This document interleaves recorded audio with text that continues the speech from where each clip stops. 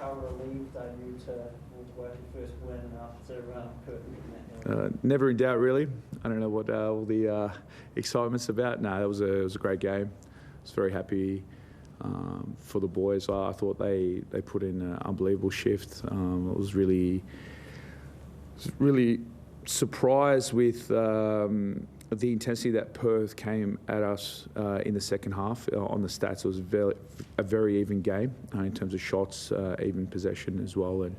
But I thought we dug in deep, and I thought the second goal was an exceptional goal, good counter goal, something that we've worked on, and I'm really happy as well. You know, Isaac Hughes and Fergus Gillian, they got their debuts as well. So I was really happy that they could come out, young guys that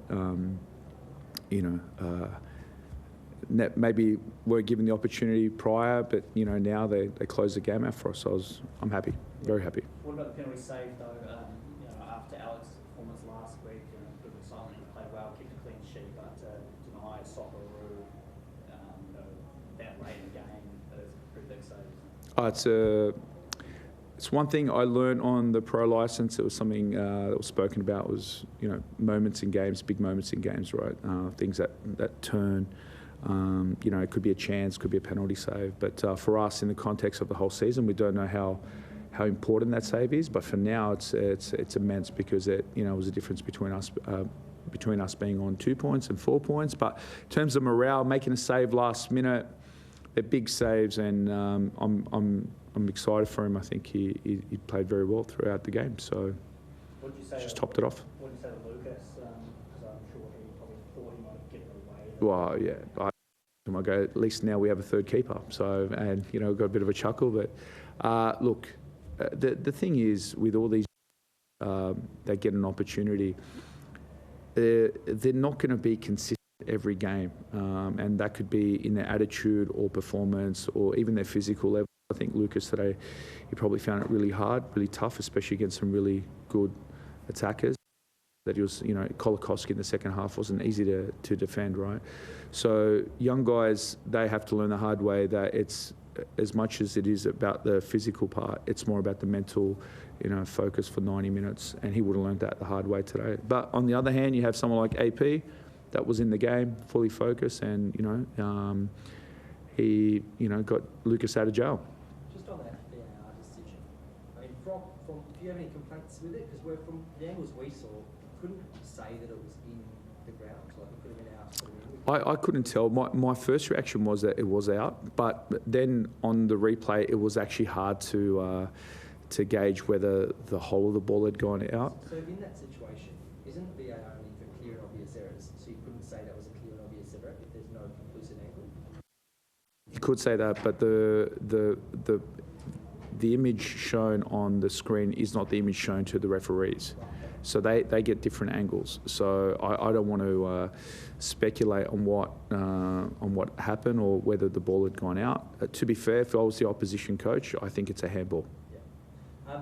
Ollie's performance. I mean, well, I won't necessarily ask you about him as your coach. What do you reckon about Phoenix fans booing him? Is that fair play? Or? I think it's part and parcel of football. If you look at a worldwide trend, any player that goes to an opposition team that they've played for previously, they get booed. Figo from Barca to Real Madrid happens all the time. I mean, I think there's no malice in them booing. It's just they want to get an edge on Ollie, and the only difference is, today we had a smaller crowd. If it was 40, 50,000, probably would have been echoed, 10 times over, but that's part and parcel of football. I'm sure he's used to passing the ball to players in yellow for his time in Wellington, but in terms of the finish from Oscar to still score from that when he was 35 metres out. Well, I think that's great instinct for me. I think that shows the sort of class that he has, and that's something that he built his whole season on last year. He has that potential to better that this year. For me, the one thing is that in our performances, I'd like us to be a little bit more consistent with the ball to give him those opportunities to score. I think it's going to take time. Today, you could tell we're a little bit more attack-minded, and when it worked, we made some really good opportunities, but we're still in our infancy on the way I want to play. So we made some tactical adjustments compared to last week, and with only limited time on the park, and I thought they actually executed really well today. And then apart from Tim Payne, first half, and that goal line clearance, different result there.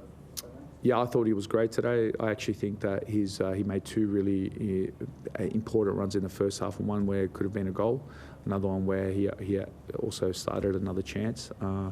He's been in confidence, and I think that today was a little bit wider. I think he's really growing into it, and I think that's something that we really want to exploit moving further. Being old as well as coming off the bench, that was a deception that led to that kind of thing. Yeah, that's probably my genius right there. I knew that he was going to make that. So, no, I thought Oldie was really good. He made an impact when he came on. I think, given the game, if it had remained at 1-1, I think the space was there for him to actually make some more chances as well. But once the game tightened up, that space opportunity kind of went. But for me, he made an impact, and anyone that comes off the bench and does that, has earned their money.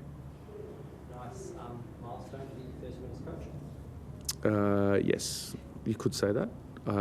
It's my first as full-time coach. Yes, yeah.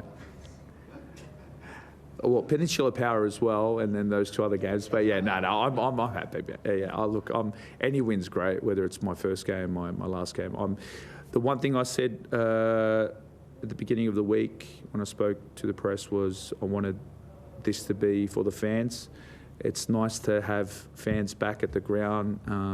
It was nice to see them really excited. Even at the end of the game, it's a great game to be part of. So for me, the only disappointing thing is I'd probably like to see more fans. But if we keep winning and keep playing a brand of football that is exciting, I think there's no excuse not to come. Just again on penalties, because we know Alex Paul's great with his feet building out, but is penalty saving something that is a strength of his as well? Is that something that you've seen before? Melbourne City in the Australia Cup a few years ago, he saved 3 of them. So. Yeah, but when that penalty was awarded, were you confident that we could? Honestly, no. I'm never confident with anything. I'm not even confident with open goals. So for me, it can be a niche, but I think penalty saving comes down to confidence and being a confidence keeper. And once you make 1 or 2 penalty saves, then you have the belief that you can actually save any penalty.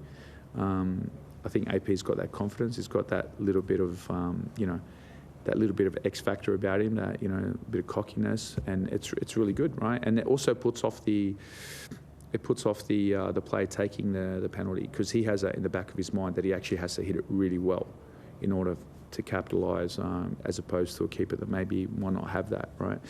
But I remember that his favourite keeper is Peter Schmeichel, from what I remember this week, and he was I've heard of him. He was not bad at penalties as well, so I think that's where he gets it from.